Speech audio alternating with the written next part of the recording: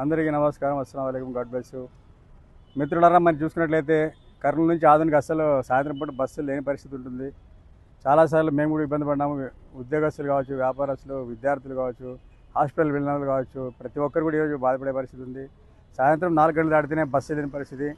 అదే చేపల మార్కెట్లకు ఒక బస్సు వస్తే బస్సు నిండా 150 మంది ఎక్కేటువంటి దుస్థితి ఏర్పడింది. కాబట్టి ఖచ్చితంగా మరి చెప్పుకోవడానికి అయితే కర్నూలు జిల్లా అంటున్నాం, కానీ కర్నూలు నుంచి నంద్యాలకు బస్సులు ఫ్రీగా ఉన్నాయి. కానీ కర్నూలు జిల్లా ప్రాంతమైన ఆదువని, మంత్రాలయము, ఆలూరు, ఎమ్మిగనూరు, పత్తికొండ ప్రాంతాలకి అసలు బస్సులు లేవు.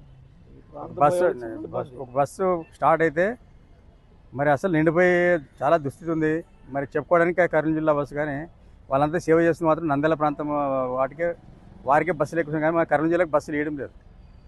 కాబట్టి ఖచ్చితంగా కర్నూలు డిపో ఎవరైతే బాధ్యులు ఉన్నారో ఖచ్చితంగా దీనిపైన చర్య తీసుకొని సాయంత్రం పూట ఆధునికి, ఆలూరు, ఎమ్మిగనూరు, మంత్రాలయం, పత్తికొండ, కోజిగి ఇలా ఏవైతే దూర ప్రాంతాలు ఉన్నాయో వాటన్నిటికీ బస్సులు ప్రత్యేకంగా ఏర్పాటు చేయాలని మేము ఎంహెచ్పిఎస్ డిమాండ్ చేస్తున్నాము.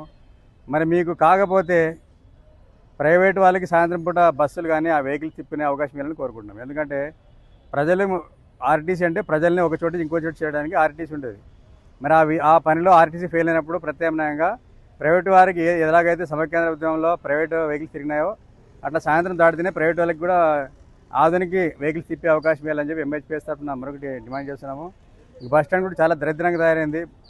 ఏదైతే కర్నూలు బస్ స్టాండ్ ఉందో ఒక వీడియో గేమ్లాగా తయారైంది. ఒకేసారి 4-5 బస్సులు వస్తాయి. ఎవరైనా బస్సు కోసం పరిగెత్తే పడితే బస్సుల మధ్యలో నరిగిపోయి చనిపోయే అవకాశం కూడా ఉంటుంది. ఆడే వంటికి పోతుంటారు. చాలా దరిద్రంగా ఉంటుంది. వరస్ట్ బస్ స్టాండ్ ఏదైనా ఉందంటే కర్నూలు బస్ స్టాండే.